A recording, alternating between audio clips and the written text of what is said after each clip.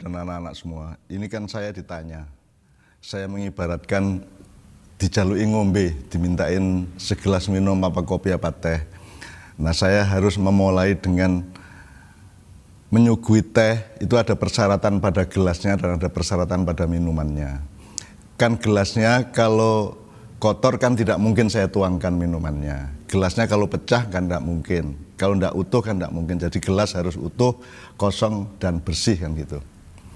Minumannya juga gitu, minumannya kan harus jelas kopi apa teh, dan tidak pernah kita menyuguhi minuman seperapat apa separuh, kan pasti kita penuhi gelas itu. Nah, jadi saya juga punya kewajiban untuk menuangkan minuman yang jelas sepenuh-penuhnya, jadi dengan segala macam pertimbangan selengkap-lengkapnya. Jadi kalau soal NO cabang Nasrani atau NO cabang Katolik, NO cabang Protestan, NU cabang Hindu, Buddha dan seterusnya, itu kan itu semuanya 30 tahun yang lalu sudah ada. Jadi kita sekarang aja kagetan gitu loh. Sudah dari dulu ada. Nah, itu nanti harus kita jelaskan framingnya, layernya, kalau cara komputer layernya, framingnya dan konteksnya. Terus juga ruang dan waktunya, kan satu kalimat bisa diucapkan di gardu tapi tidak bisa diucapkan di mimbar Jumat misalnya. Itu juga harus kita bedakan. Jadi orang ngobrol di pasar jangan dimonitor terus diaku sebagai obrolan di tempat pengajian, kan beda. Jadi hidup tuh begitu luasnya, begitu banyak mosaik-mosaik, sehingga kita harus memperhatikan ruang waktu dan konteks dari sesuatu ungkapan. Nah, kalau soal misalnya sekarang NO cabang Nasrani, berarti NO induknya salah satu cabangnya itu Nasrani, apa Katolik apa Hindu, Buddha selesai. Itu kan saya pernah bikin buku Indonesia bagian dari desa saya. Jadi desa saya itu induknya, Indonesia bagiannya. Kalau itu difahami secara geografis ya keliru, kan desa saya adalah bagian dari Indonesia. Nah, kalau Anda memahami secara substansi dan nilai, desa saya itu punya originalitas, punya otentisitas, punya nilai-nilai yang khas desa saya. Tapi Indonesia masuk melalui TV, melalui koran, melalui birokrasi dan seterusnya menjadi unsur dari desa saya. Jadi Indonesia bagian dari desa saya, kan. Itu kan pemahamannya begitu itu. Itu sama dengan makrokosmos. Kalau fisik material kita manusia ini mikrokosmos, tapi alam semesta yang sangat luas ini makrokosmos. Tapi kalau kita ngomong nilai atau zat misalnya, semua yang ada di alam semesta ada pada diri manusia. Bahkan ada kebinatangan, ada benda, ada tumbuhan itu ada dalam diri manusia. Kalau pemahamannya melalui substansi seperti itu, berarti manusia itu makrokosmos. Alam semesta ini mikrokosmos yang menjadi bagian dari zat-zat yang lengkap yang ada pada diri manusia. Dan NO cabang Nasrani dan seterusnya itu kan pasti itu urusan keakraban dan humor, kan gitu. Jadi itu tidak bisa Anda pahami dengan, saya tidak mengatakan benar atau salah ya, itu soal empan papan kalau bahasa Jawa. Empan papan itu ngomong kepada bapak beda dengan ngomong kepada tetangga, ngomong kepada guru, guru ngomong kepada murid beda dengan guru ngomong dengan istrinya, dan itu ada ribuan mosaik kemungkinan ya, bahwa segala sesuatu itu harus mengerti batas-batasnya, layernya atau ruang dan waktunya tadi. Jadi misalnya, kan tidak ada di dalam struktur institusi kok ada Islam terus di bawahnya ada Nasrani. Itu kan dagelan Madura biasa. Orang Madura ketika G30S dulu ada rombongan, itu kan jam malam, tidak boleh orang keluar setelah jam 10 malam sampai pagi. Tapi ada rombongan dari kampung jalan di kota, terus tentara sama polisi marah, siapa kamu nggak boleh keluar malam? Siapa kamu? Terus rombongannya jawab, Ansor Pak. Apa itu Ansor? Ansor itu setengkak di bawah Kodim, setengkak di atas Hansip. Itu kan harus Anda tanggapi sebagai keakraban dan kemesraan budaya. Jadi kan tidak mungkin dong ada Kodim terus bawahnya Ansor terus bawahnya Hansip, kan tidak mungkin. Itu sama dengan orang Madura bertengkar sama seorang pembeli di pasar.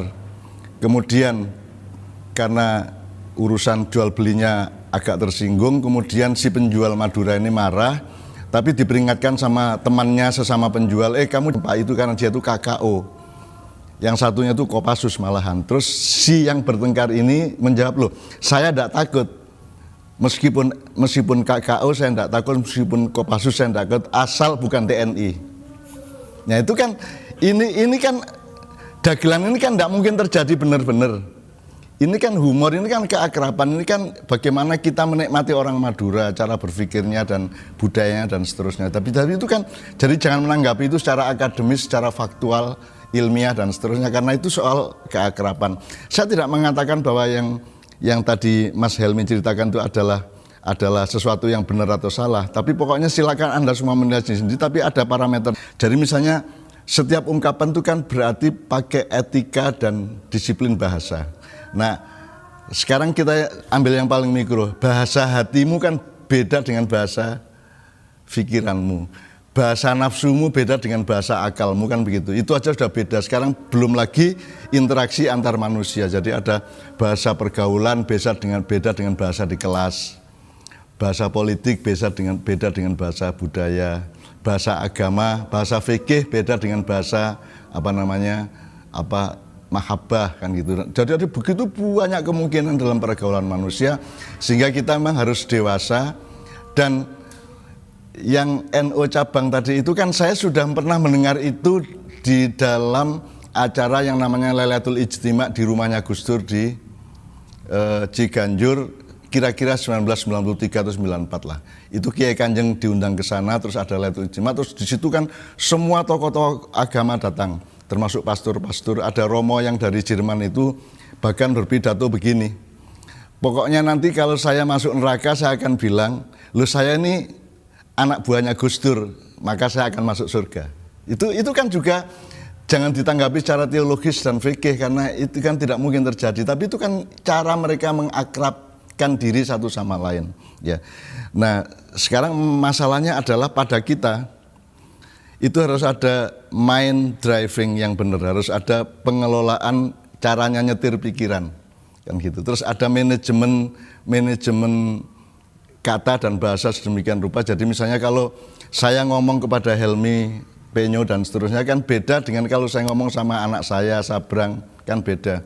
Jadi kita harus punya pengelolaan akal sehat dan hati, kan gitu, supaya kita bisa membedakan. Nah, saya tidak mungkin, saya dulu waktu angon wedhus, angon kerbau, memandi bluron di sungai, terus memandikan sapi, kuda dan lembu kerbau di sungai di desa saya, kan itu bukan penuh bisuan, penuh magian dan sebagainya. Itu kan tidak mungkin saya ucapkan ketika saya sorenya di Langgar atau di Surau.